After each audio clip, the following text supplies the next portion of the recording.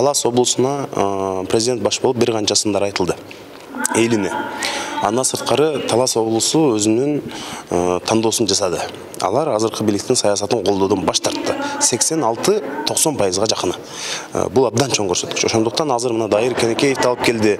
Анын артынан Дастан Жумабековди бул жака коюп, эми жок биз силердин уулдарыңарды баарын эле жемелебейбиз, баарын эле шайлоодон жыкпайбыз. Мына ушинтип анча-мынча уулдарыңарды колдоп дагы турабыз деген деп элге түшүндүрөйүн деп, мына ушундай Таластын кулунун мындай шайлайын деген ой болуп атат да. Бул дагы ушу кандай бир критерийлердин бири болуп калды.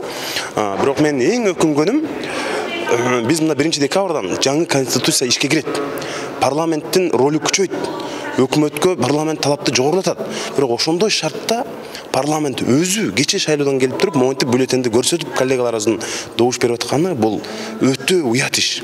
Биз эми кантип өкмөттөн, кантип жергиликтүү бийликтерден тазалыкты, адилеттүүлүктү, жакшы иштөөнү, жоопкерчиликти талап кылабыз?